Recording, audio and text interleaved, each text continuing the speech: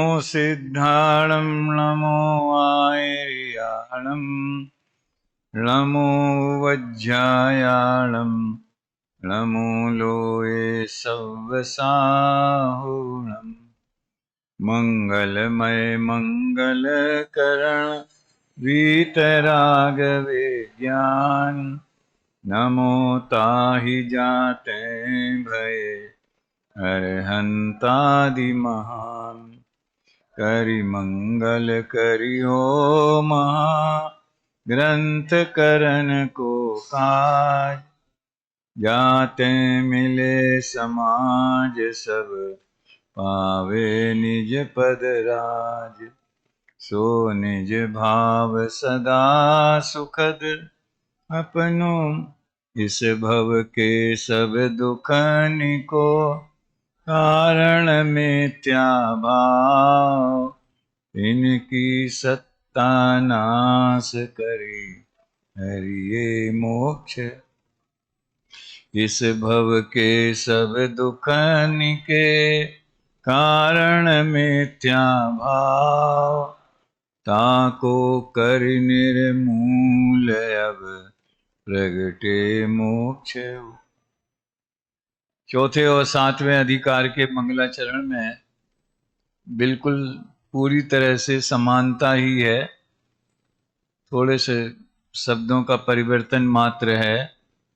और वो इसलिए है कि चौथे अधिकार में भी मिथ्या दर्शन, मिथ्या ज्ञान, मिथ्या चारित्र का वर्णन है और सातवें में भी मिथ्या दर्शन, मिथ्या ज्ञान, मिथ्या चारित्र का वर्णन है। दोनों के वर्णन में जिस दृष्टि से वर्णन किया गया है उसमें अंतर क्या है, ये समझना हमारे इस सत्र का मुख्य उद्देश्य है। कल अपन ने पेज नंबर 82 था शायद,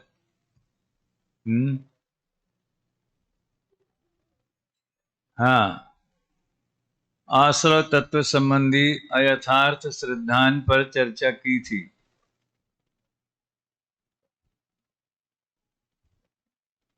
इसमें 3 बिंदु बताए थे, कोई बता सकता है? चलो तुम ही बोलो। उत्तिष्ठ।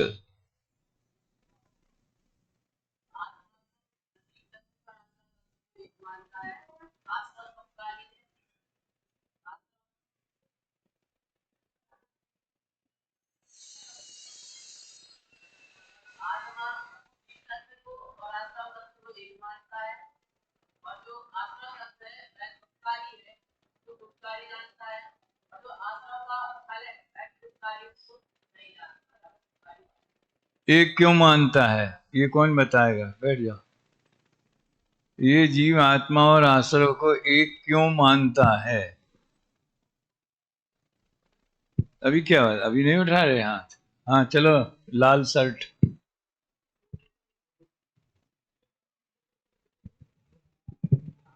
क्योंकि जो आश्रव भाव होते हैं और आत्मा का परिणमन होता है वो एक ही काल में होता है, इसलिए भिन्नता भाषित नहीं होती और एक मानता है।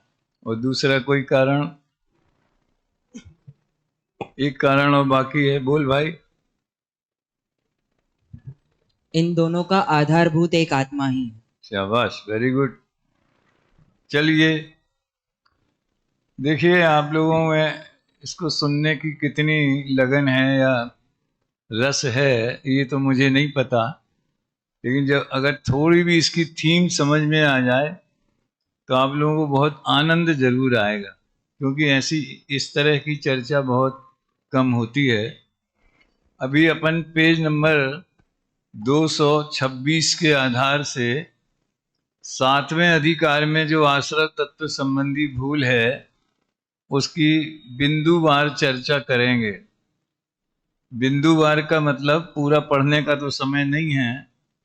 सबसे पहली भूल तो ये है कि हिंसा आदि जो पाप आश्रव हैं वो हेय हैं और अहिंसा आदि रूप पुण्य आश्रव हैं वो उपादेय। ऐसा मानना ये आश्रव तत्व संबंधी भूल है। क्यों भूल है? क्योंकि दोनों आश्रव हैं, दोनों बंध के कारण हैं, तो किसी एक को बुरा मानना, किसी एक को अच्छा मानना, ये तो भूल हुई। तो एक पॉइंट तो ये आया। अब सातवें चौथे अधिकार में ये बातें नहीं थी, वहां तो क्रोध आदि में एकत्व बुद्धि, बस इतनी बात थी। अब उसको क्रोध आदि का नाम ना जाने तो जानेगा ही नहीं, वो तो अनादि का जीव की बात है।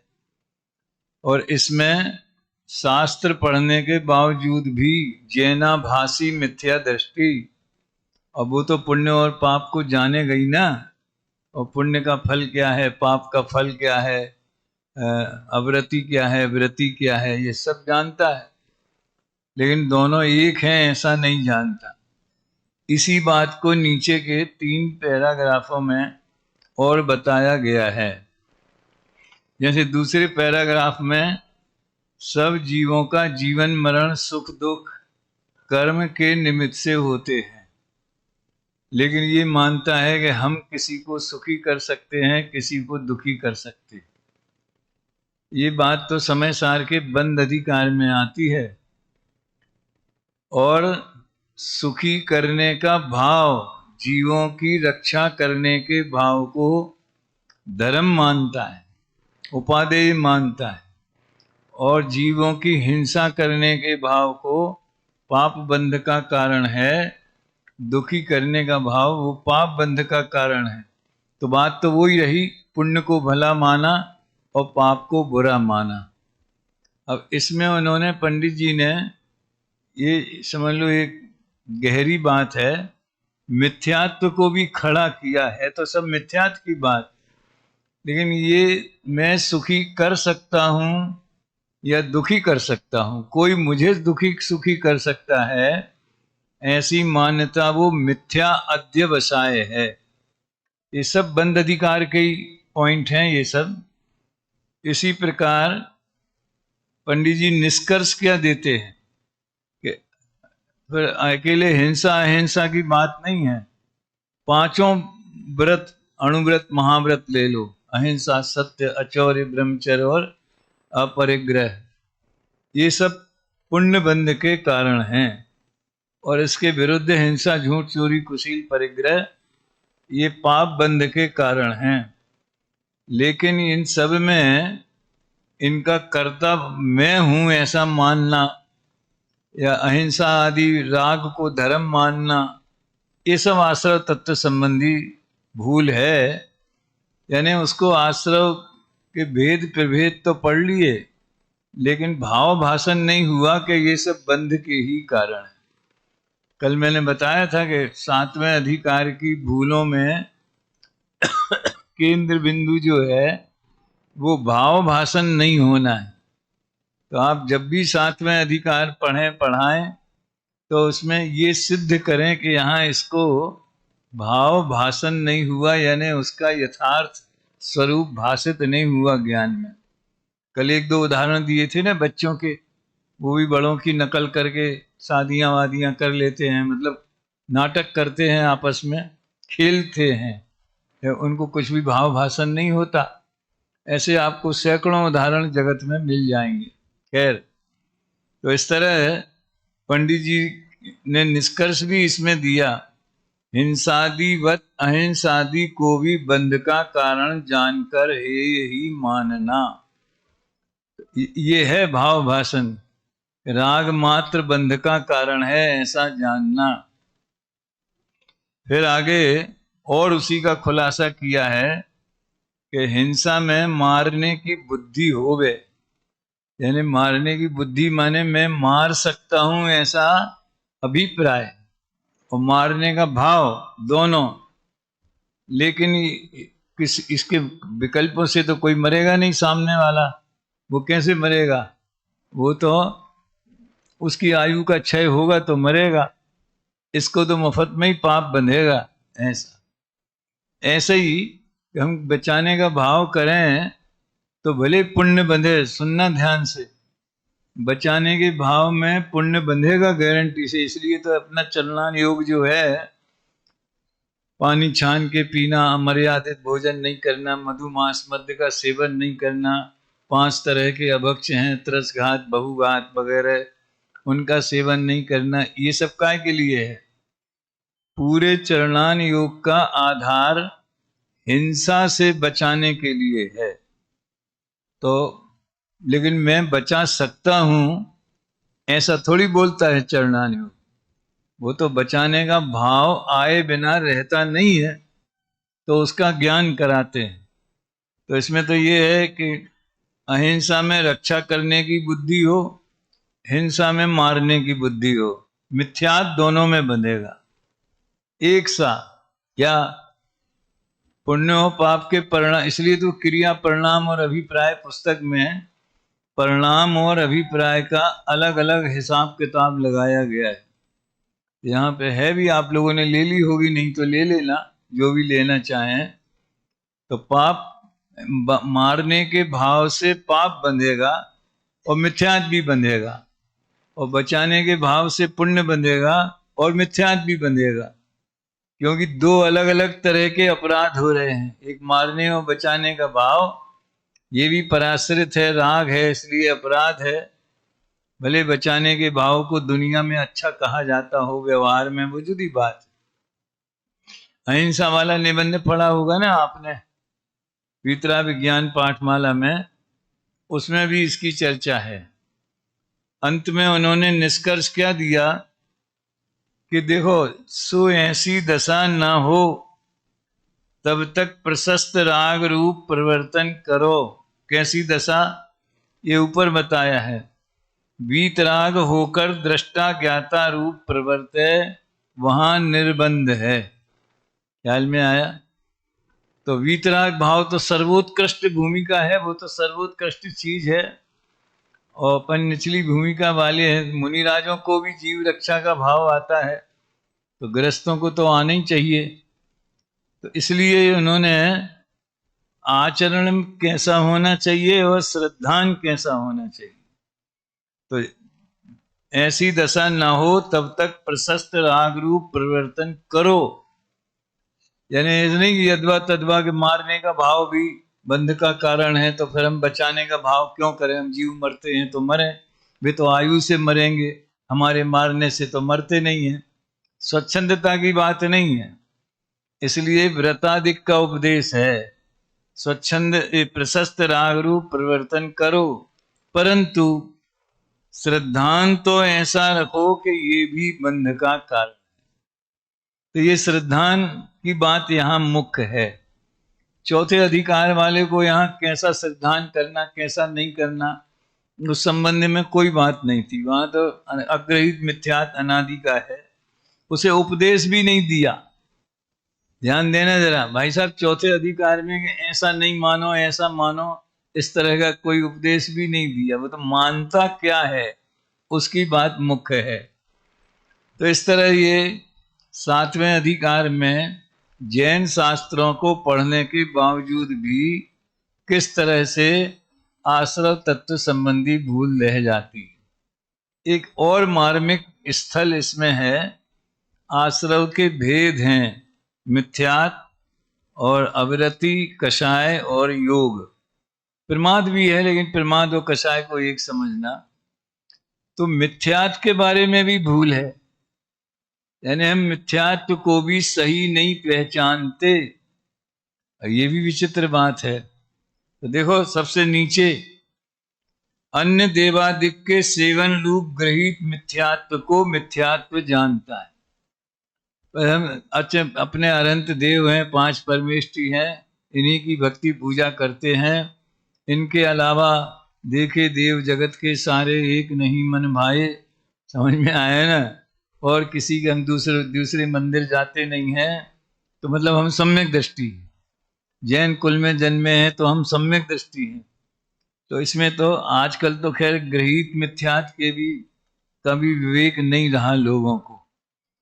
इधर देखा हुए नवरात्र वगैरह आई तो लोग जैनियों में नवरात्रि का क्या महत्व है, जैनियों में दशहरा का क्या महत्व है। वाह, हैं? बहुत कम लोग मिलेंगे ऐसे जो कहेंगे कि इन पर्वों को मानना मनाना ये गृहीत मिथ्यात्व है। अब वो मैटर अलग है, यहाँ उसकी चर्चा नहीं करेंगे। लेकिन कोई ऐसा माने कि हम सच्चे देव शास्त्र गुरु और सात तत्व इनको जानते मानते हैं तो हम सम्यक दृष्टि हैं, तो कहते हैं कि उसको मिथ्यात्व की पहचान नहीं। क्या अनादि अग्रहित मिथ्यात्व है उसे नहीं पहचानता। यानी ऊपर ऊपर जो समझ लो गृहित मिथ्यात्व है वो अग्रहित मिथ्यात्व का कवर है। कवर समझते हैं ना, उसकी पैकिंग है, वो अग्रहित मिथ्यात्व को पुष्ट करने वाला है।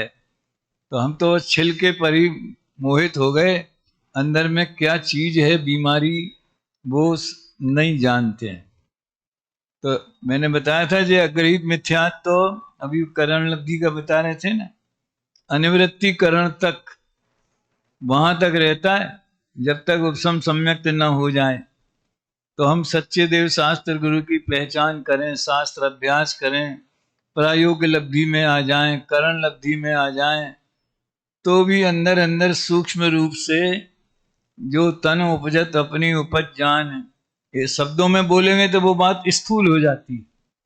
शब्दों में बोलने से ये तो बहुत बड़ी स्थूल भूल है, लेकिन तो भी माने नहीं, विकल्पों में तो माने के भिन्न है, अंदर में एकत्व बुद्धि अभिप्राय में सूक्ष्म रूप से बनी रहती है। तो जब तक भेद विज्ञान नहीं होता तब तक सम्यक दर्शन नहीं होता। दोनों का समकाल है, यूं समझ लो। तो ये उन्होंने गृहीत मिथ्यात्व को मिथ्यात्व जानता है, अनादि अग्रहित मिथ्यात्व भी असली तो वो ही है, प्रहार तो उस पर करना है, ये नहीं पहचानता। आप देखिए पूज्य गुरुदेव श्री के जो प्रवचन होते हैं, और हम लोगों ने तो बहुत, हम तो 16 साल की उम्र से गुरुदेव के प्रवचन सुन रहे हैं, तो उनकी देशना का सबसे ज्यादा भार अग्रहित मिथ्यात्व के ऊपर है। बहुत कम प्रसंग आता है जब वो गृहीत मिथ्यात्व की बात करते, और फिर वैसे श्वेतांबर ये सब गृहीत मिथ्यात्व है, कपड़ा वस्त्रधारी को मुनि मानना ये सब गृहीत मिथ्यात्व है, ऐसा सब करेंगे। लेकिन जो जैसे समय सार है, तो समय सार में आप देखिए कहीं गृहीत मिथ्यात्व की बात आती है तो वो केवल सांख्य मत का और बौद्ध मत का थोड़ा सा प्रसंग आया वहीं आती, बाकी तो सब यही है, ये देह और आत्मा को भिन्न मानने की बात है। वर्णादि से गुण स्थान पर्यंत भाव है वो जीव के नहीं है। तो वो जो चौथे वाला जो अग्रहित मिथ्यात्व है उसी के विरुद्ध है वो बात। समझ में आया ना? ये भी एक स्टडी करने लायक है कि हमारे जो अध्यात्म ग्रंथ हैं, अब जैसे योग सार इत्यादि है, तो उसमें तन मंदिर में अपना देवालय में वो है आत्मदेव। समझ में आया? तो भेद ज्ञान की बात सब जगह अध्यात्म ग्रंथों में है, तो वो अनादि काल के अग्रहित मिथ्यात्व के ऊपर प्रहार है। बाकी गृहीत मिथ्यात्व की चर्चा प्रासंगिक कहीं आ जाए या कोई और लेखक अलग से कुछ लिखे तो बात अलग है। और देखिए दूसरा नंबर किसका है आश्रम में? अविरति। तो ये बाह्य त्रस स्थावर की हिंसा और इंद्रिय मन के विषयों में प्रवृत्ति, वो आपने पढ़ा होगा ना, इंद्रिय संयम और प्राणी संयम है, उसके विरुद्ध लगा लो इंद्रिय और मन में प्रवृत्ति, वो इंद्रियों का असंयम, और 6 काय के जीवों की रक्षा का विचार विवेक नहीं होना, वो प्राणी असंयम। तो जैसे 12 प्रकार की अवृत्ति का वर्णन आता है, हम समझते हैं यही असंयम है, लेकिन एक बहुत महान इसमें वाक्य है, हिंसा में प्रमाद परिणति मूल है और विषय सेवन में अभिलाषा मूल है। क्या मतलब है इसका? इसका अर्थ क्या है? प्रमाद परिणति यानी राग। प्रमाद माने जो अपने को बैठे बैठे नींद आने लगती है, वैसा प्रमाद नहीं, स्थूल आलसी हैं, पड़े हैं, अच्छा नहीं लग रहा है, कहने चलो घूमने, अरे यार मेरा मन नहीं है, मैं तो थका हुआ हूँ। ये जिसको अपन लोग प्रमाद कहते हैं आलस्य को, उसकी बात नहीं है। मोक्ष मार्ग में तो राग ही प्रमाद है, वही आलस्य है। तो प्रमाद परिणति मूल है, माने अकेली क्रिया मूल नहीं है। क्रिया मात्र में अवृत्ति मत मानो, राग भाव में अवृत्ति मानो, ये है। और विषय सेवन में अभिलाषा मूल है, मतलब विषयों की क्रिया मात्र विषय सेवन नहीं है। विषय सेवन नहीं करे, विषयों का त्यागी हो जाए, लेकिन अंदर में उसकी वासना, उसकी चाह, उसकी सुख बुद्धि उसमें बनी रही, तो वो विषय सेवन करने वाला। ये निर्जना अधिकार में इस टाइप की बात है, सम्यक दृष्टि के संदर्भ में है कि वो विषयों का सेवन करता हुआ भी सेवन नहीं करता, क्योंकि उसे रुचि नहीं है। और अज्ञानी विषयों का त्याग करने पर भी विषय का सेवन करने वाला है, क्योंकि उसको रुचि है। ये वाक्य बहुत मार्मिक है। हिंसा में प्रमाद परिणति मूल है, विषय सेवन में अभिलाषा मूल है। उसका अवलोकन नहीं करता, माने विचार ही नहीं करता, बस जो चल रहा है सो चल रहा है। अब कषाय में देखो, बाह्य क्रोध आदि करना उसको कषाय जानता है। और जोर से गुस्सा आ गया, कठोर वचन कहने लगा, मुख मुद्रा बिगड़ गई, पर अभिप्राय में राग द्वेष बस रहे हैं। देखो अभिप्राय की बात आई ना, है मिथ्यात्व का प्रकरण है ना, तो अभिप्राय में कैसे बसते हैं राग द्वेष? हम किसी भी पर पदार्थ को भला जानकर चाहते हैं, यानी अनंत पदार्थों के प्रति राग है। परिणामों में भले लिमिटेशन होवे, लेकिन अभिप्राय में पर पदार्थों को इष्ट मानना, अनिष्ट मानना, तो इष्ट अनिष्ट की जो कल्पना है मिथ्यात्व में, वो अभिप्राय के राग द्वेष। आया समझ में? ये सब जो हम जो सूत्रात्मक वाक्य बोलते हैं ना, ये आपके काम के तो हैं ही, लेकिन ऐसे छोटे छोटे वाक्यों के आधार पर भी प्रश्नोत्तर आपकी परीक्षा में भी आ सकते हैं। तो अभिप्राय का राग द्वेष क्या है? पर पदार्थों में इष्ट अनिष्ट कल्पना, ये अभिप्राय का राग द्वेष। इसी तरह योग, बाह्य चेष्टा हो उसे योग जानता है। शक्तिभूत योग माने जो प्रदेश प्रकंपन होता है, जिसके निमित्त से कार्माण वर्गणाएं आती हैं, मन वचन काय की क्रिया होती है। तो अपन समझते हैं स्थिर होके बैठ गए, वैसे जैसे सामायिक में या इसका ध्यान लगाने के लिए तो स्थिर हो गए, तो हमने योगों को भी जीत लिया। अरे भैया, योगों का अभाव तो अयोगी गुण स्थान में होता है, और केवली भगवान को सबसे ज्यादा योग कहा गया है? जहां हमें पहला शत्रु मिथ्यात्व, जय करण कृपाण सु प्रथम बार, मिथ्यात् सुभट कीनो प्रहार, आय में आता ही है सिद्ध चक्र विधान की पहली पूजन की जयमाला में। तो उस पे हम ध्यान नहीं देते। अपन लोग भी सोचें, आखिर इतना अपना यहाँ का वातावरण तत्व ज्ञान प्रधान है, लेकिन अपने बारे में हम सोचें तो हम भी क्रियाओं के मामले में सोचते हैं ज्यादा कि यार हमें ये इतना और छोड़ना है, अब इतना त्याग करना है, आगे बढ़ना है, ये करना है, उसी को हम आगे बढ़ना समझते हैं।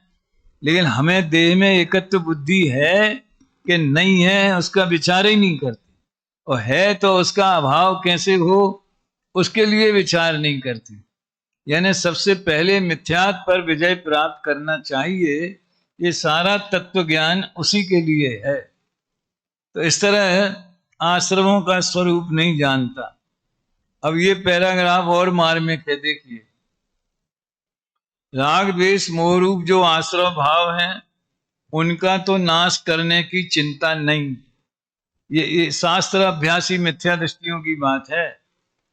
बाह्य क्रिया अथवा बाह्य निमित्त मिटाने का उपाय रखता है, ये क्रिया करना और ये क्रिया नहीं करना, सो उनके मिटाने से आश्रव नहीं मिटता।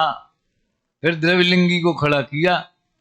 द्रव्यलिंगी मुनि अन्य देवादिक की सेवा नहीं करता, हिंसा व विषय कषायों में नहीं प्रवर्तिता। एक एक बोल का ध्यान रखना। अन्य देवादिक की सेवा नहीं करता माने किसकी ओर संकेत है, कौन से आश्रव की ओर बात है? गृहीत मिथ्यात्व नहीं है, हिंसा और विषयों में नहीं प्रवृत्ता माने अवरति नहीं है, क्रोध आदि नहीं करता माने कषाय नहीं है, बाहर से ऊपर ऊपर से। मन वचन काय को रोकता है माने योगों को भी उसने रोकने की कोशिश की है, रुकते तो नहीं है। तथापि उसके मिथ्यात्वादी चारों आश्रव पाए जाते। क्या? जिसे उन्होंने अभी बताया कि अज्ञान दशा में हम किसे मिथ्यात् समझते हैं, किसे अवरति समझते हैं, किसे प्रमाद समझते हैं, वो सब का अभाव द्रव्यलिंगी के जीवन में है। उसको ही द्रव्यलिंगी, पहले गुण स्थान वाले द्रव्यलिंगी की बात है, चौथे पांचवें छठवें सात वाले भी होते हैं, उनकी बात नहीं है।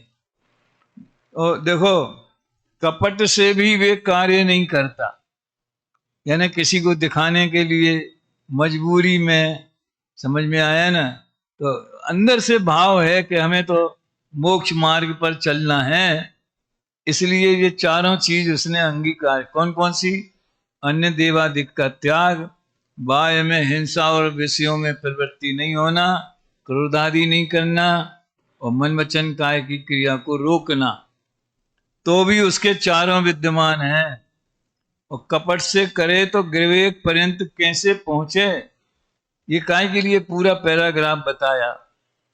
तो जो अंतरंग में अभिप्राय में मिथ्यात्वादी रूप रागादि भाव हैं, वो ही आश्रव, ये बताना चाहते। तो इस तरह से आपने ध्यान देना, इस पे विचार करना।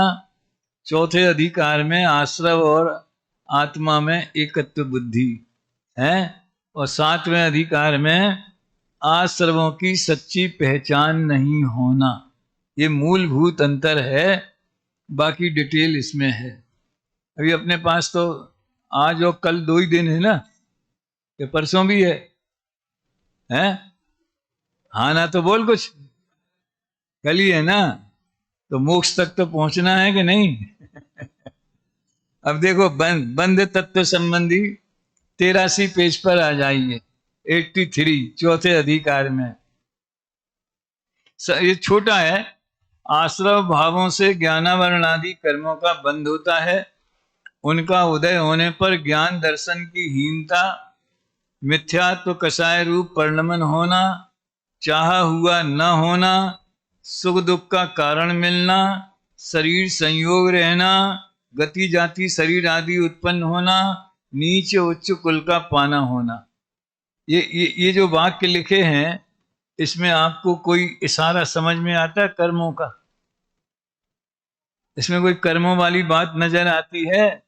किस कर्म के उदय से क्या कार्य होता है, वो अति संक्षेप में लिख दिया।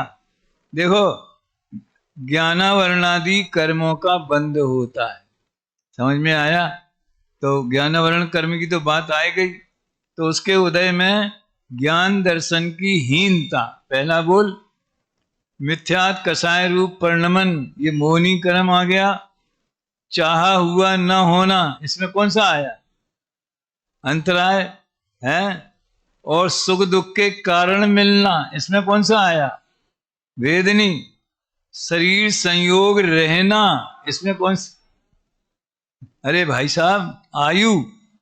शरीर संयोग रहना, टिकना है। और गति जाति शरीर आदि का उत्पन्न होना, इसमें आया नाम। और नीच उच्च कुल का पाना होना, गोत्र। तो ये जो प्रसंग बनते हैं, इनमें कारण कर्म है, ये उसे नहीं पहचानता, क्योंकि कर्म सूक्ष्म है, इसे दिखाई नहीं देते, तो वो इसको इन कार्यों का कर्ता दिखाई नहीं देता। यानी सब कर्मोदय के निमित्त से सारा खेल होता है संसार में, ये तो नजर ही नहीं आता। तो इनके होने में या तो अपने को कर्ता मानेगा या किसी और को मानेगा, ये बंध तत्व संबंधी भूल है। समझ में आया इसकी थीम क्या है? 8 कर्मों के उदय से, उनके निमित्त से, निमित्त की बात है।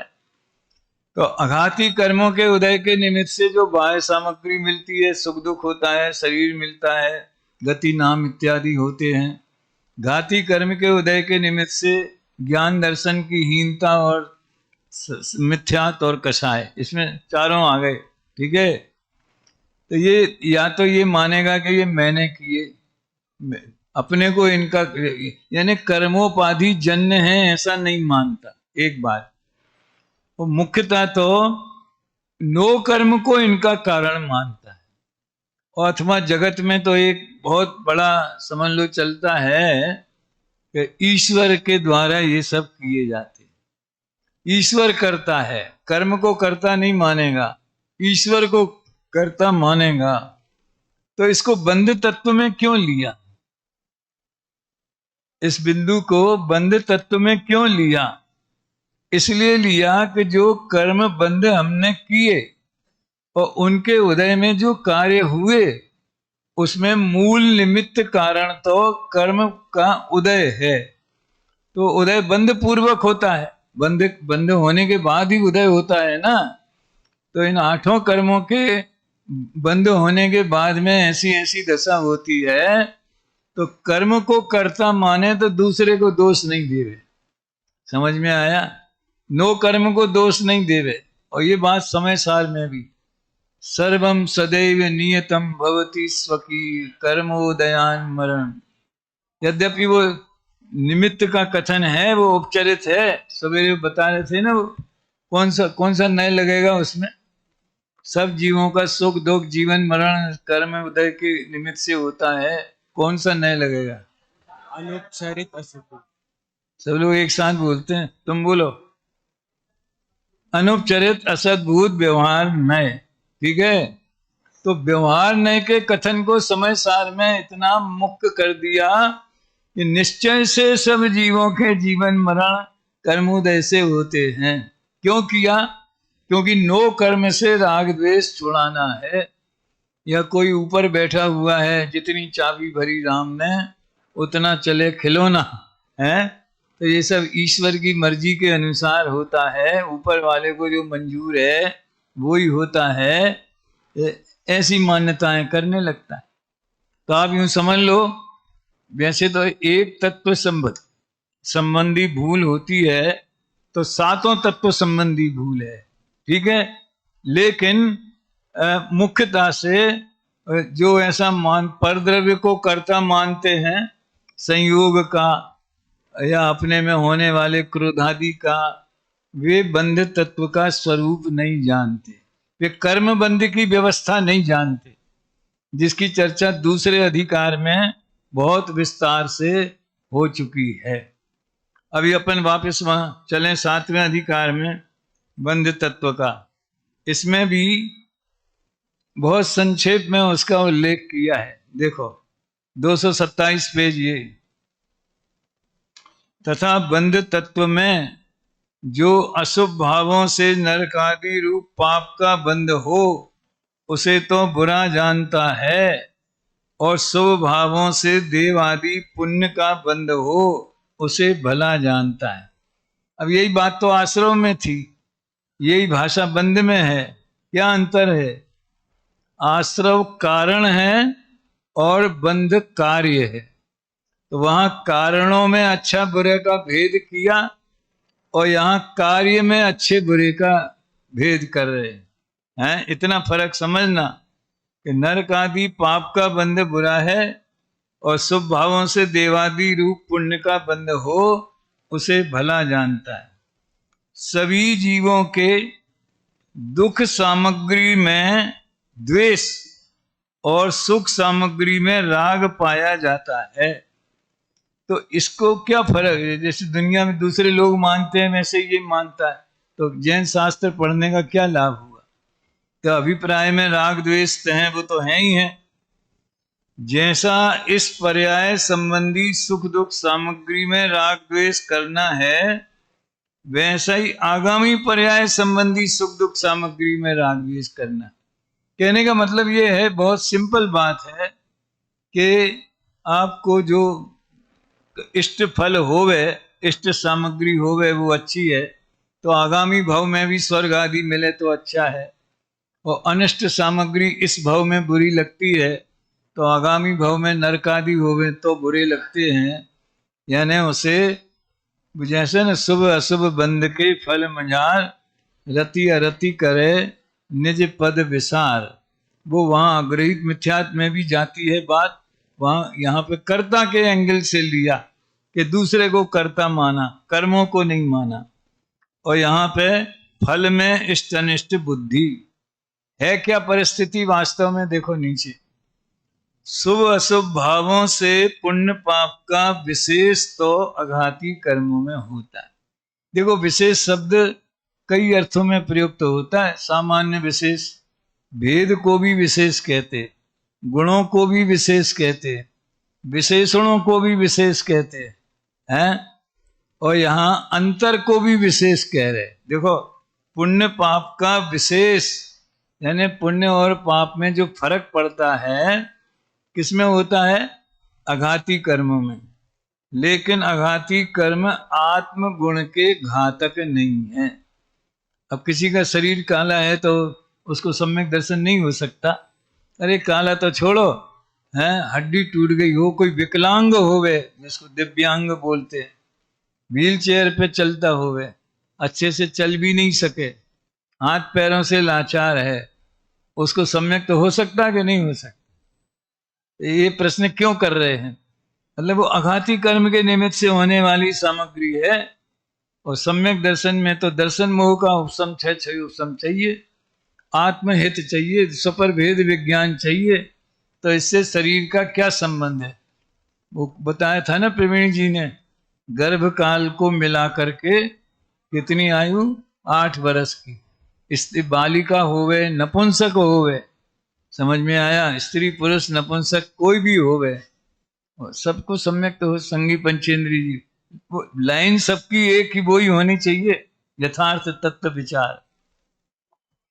शुभ अशुभ भावों में घाती कर्मों का तो निरंतर बंद होता है।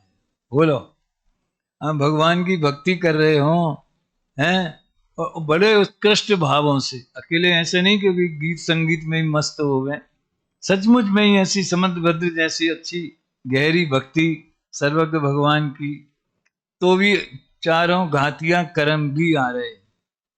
आश्चर्य की बात है, वो शुभ भाव मोह के निमित्त से होने वाला परिणाम है।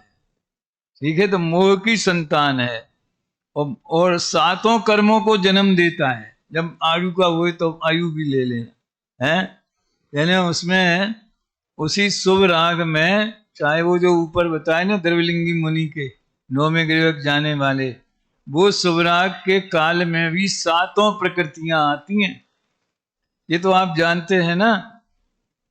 8 कर्मों के उदय में अकेले मोह कर्म के उदय से होने वाला मिथ्यात्व और कषाय, वही मात्र आश्रव बंध का कारण है। ये तो पता है नहीं है?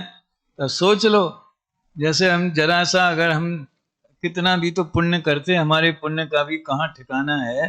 ये मान लो हम अच्छे से भक्ति करें, पूजा करें, दान करें, कोई मान की चाह नहीं रखें, समझ में आया ना, और अभक्ष भक्षण नहीं करें, व्रतशील संयम पालें, तो भी मोक्ष मार्ग में क्या मदद मिलेगी? कुछ नहीं। क्यों?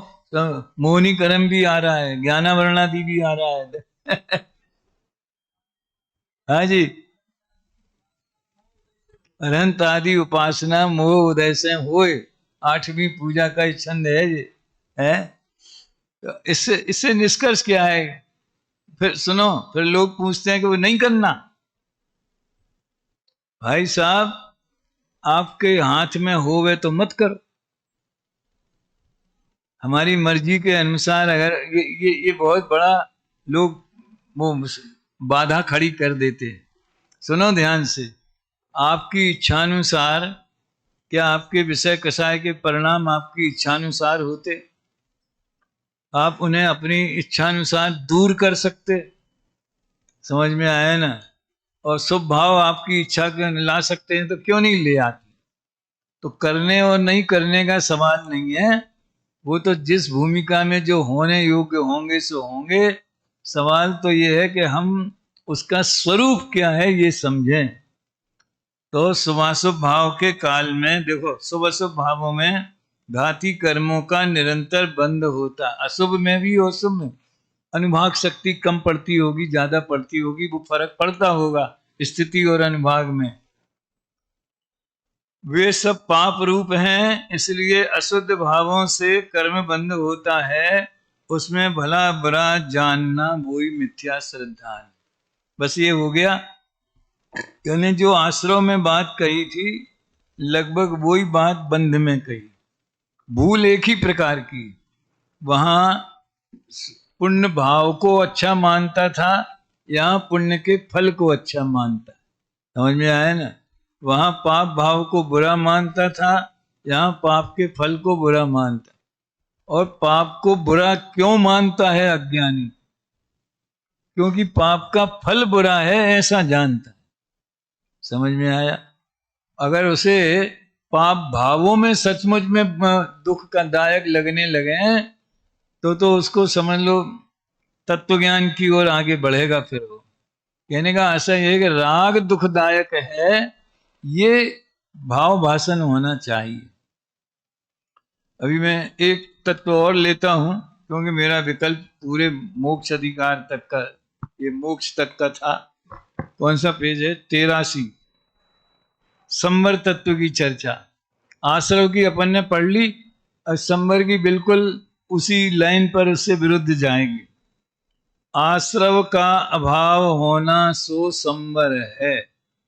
ये पेज नंबर 83 निकालो भाई। आश्रव को यथार्थ नहीं पहचाने उसे संवर का यथार्थ श्रद्धान कैसे हो? दोनों विरोधी चीजें हैं ना।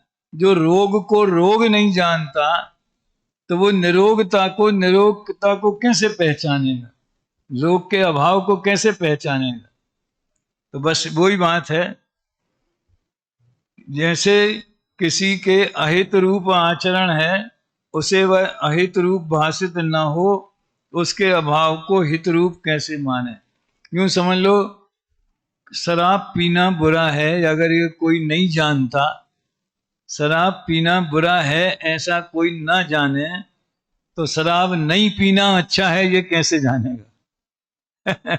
बात समझ में आ गई? तो इस तरह जीव को आश्रव की प्रवृत्ति है, इसे वह अहित रूप भाषित न हो, तो उसके अभाव रूप संवर को हित रूप कैसे माने? यानी जिसे आश्रव बुरे नहीं लगते उसे संवर अच्छा नहीं लगेगा। सिंपल बात है जी।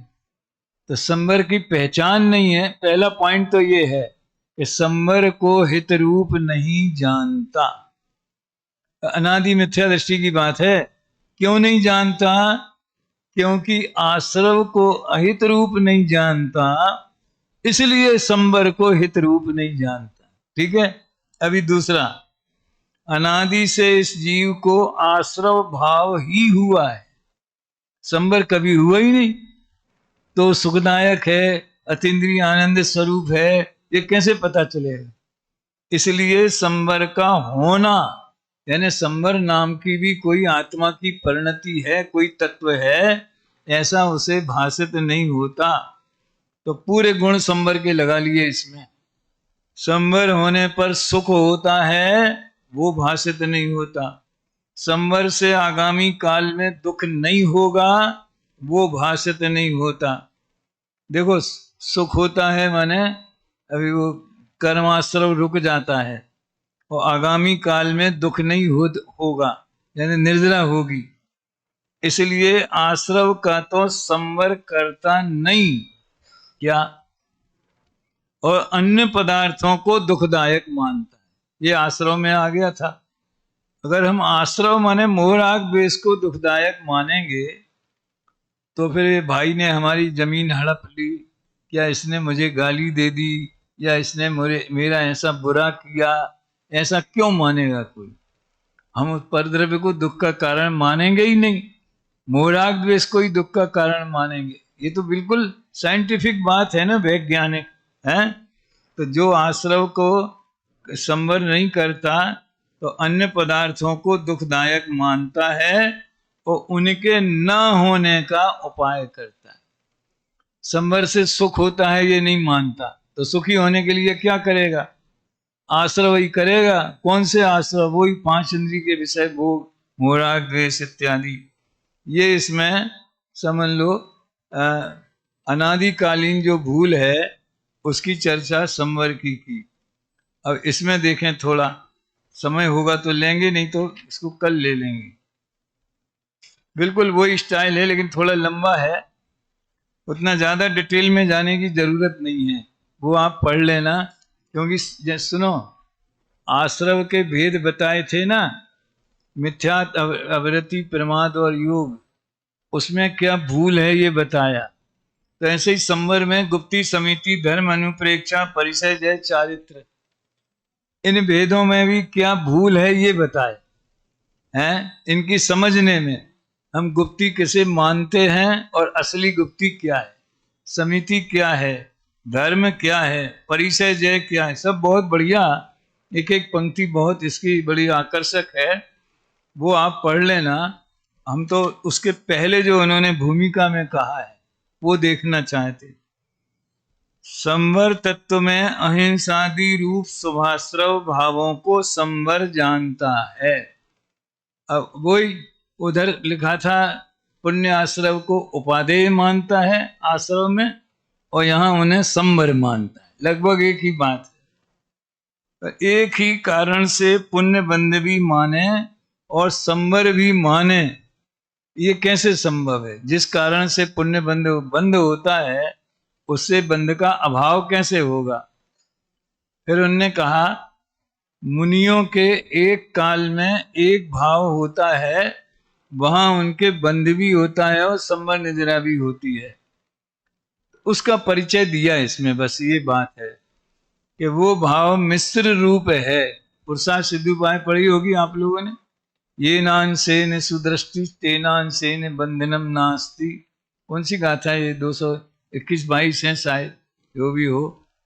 जितने अंशों में वीतराग है, कुछ अंश सराग है, तो जिनसे वीतराग जितने अंश हैं उनसे संवर है, और जितने अंश सराग हैं उनसे बंध है।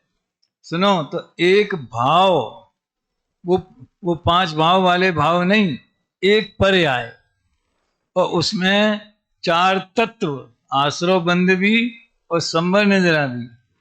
तो उससे एक पर्याय में 2 काम हो जाते हैं, कोई दिक्कत नहीं है, क्योंकि अंश अलग अलग हैं। तो एक प्रशस्त राग ही से पुण्य आश्रव भी मानना और संवर निद्रा भी मानना, ये भ्रम है। मिश्र भाव में आपने सुना, साधक दशा में ज्ञान धारा भी चलती है और कर्म धारा भी चलती। वो वीतराग भाव और राग भाव दोनों साथ में चलते हैं। कहाँ से चलते हैं? चौथे गुण स्थान से, और अंत तक समझ लो आप, 10वें के अंत तक।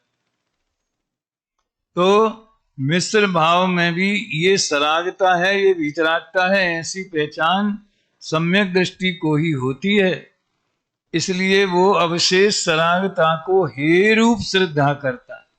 देखो, श्रद्धा भी बोला, आश्रव की श्रद्धा करना कि नहीं करना? कैसी करना? कि हे है ऐसी श्रद्धा करना। मिथ्या दृष्टि को ऐसी पहचान नहीं है, इसलिए सराग भाव में संवर के भ्रम से प्रशस्त राग रूप कार्यों की उपादेय रूप श्रद्धा कर।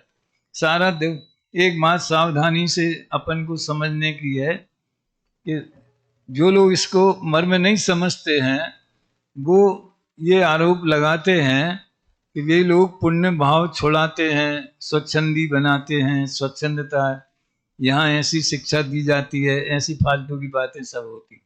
अपन तक को तत्व समझना है, उन्हें समझाने का ठेका नहीं है, दुनिया को सुधारने का ठेका नहीं है। बिल्कुल भी भार मत रखना अपने माथे। समझ में आया ना? अपने लिए अभ्यास करना। जो भी धार्मिक क्रियाएं हैं, चाहे पूजा हो, दया हो, दान हो, स्वाध्याय हो, लिखना पढ़ना हो, समझ में, और बड़े हो के बड़े काम भी करोगे। हो सकता है 1-2 विद्यालय आप लोग भी खोल दो, वो भी आप लोग भी चलाओ, जैसे अभी के विद्यार्थी विद्यालय चला रहे हैं। लेकिन वो सब अपने वीतराग भाव की अनुमोदना के लिए, उसके पोषण के लिए अपना जीवन तत्व ज्ञान रस में जाए। मैं व्यक्तिगत अपनी बातें कहना पसंद नहीं करता, लेकिन आपको जानकारी के लिए कह रहा हूँ, प्रेरणा के लिए कह रहा हूँ। हमें यहाँ नौकरी करने की कोई ज़रूरत नहीं थी, हम तो काम कर चुके थे और 3 साल अपनी दुकान पे जम के उसमें हमने सक्रिय भाग लिया। ये सब जानते कमल जी वगैरह हैं। तो फिर जब विद्यालय खुला तो इधर आ गए। तो क्यों आ गए? थोड़ा ये प्रवचनकार तो पहले से थे ही, लेकिन ये न्याय व्याकरण पढ़ने की इच्छा थी। तो दादा के व्यक्तित्व का आकर्षण भी था, तो उसमें आ गए। अब हमारे घर के लोग तो ये समझते थे कि ये शास्त्री करके वापस अपने इसमें ही आ जाएंगे घर पे, तो जो परिवार का है बिजनेस उसमें लगेंगे। लेकिन यहाँ हमको दादा ने ऑफर कर दिया कि देखो अगर तुम्हारी इच्छा हो तो हम तुम्हें यहाँ रखना चाहते हैं सर्विस में। और हमारी दुकान में तो 10 नौकर थे उस समय भी, सेल्समैन थे, सेल्स मैनेजर था, हैं 2 दुकानें थीं परिवार में, तो भी हमने यहाँ रहना पसंद किया और 21 साल रहे। शास्त्री हुआ सन 81 में और यहाँ तक रहे सन 98 तक। क्यों रहे वो? क्या कारण था?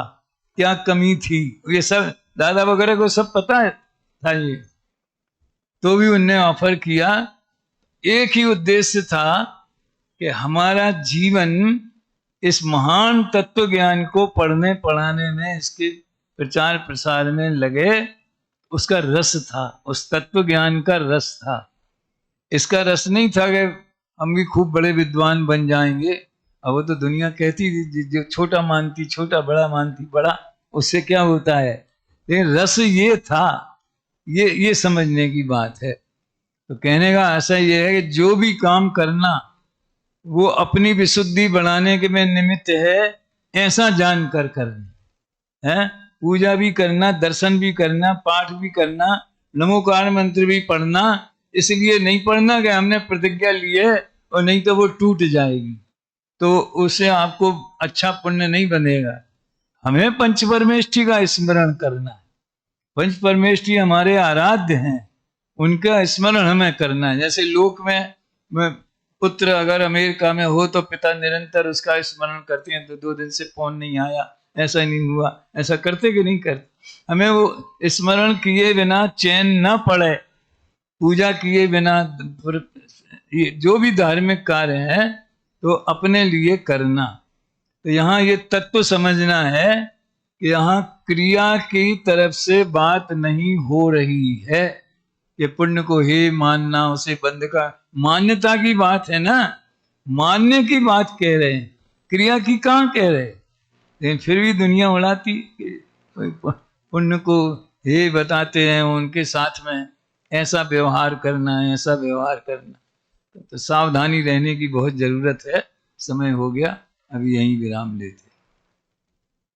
संवर तत्व संबंधी होगी ना चर्चा, अभी निर्जरा और मोक्ष की चर्चा कल करेंगे। तज्जयति परम ज्योति समम समस्तैरनंत पर्यायैः दर्पण तलैव सकला प्रतिफलति पदार्थ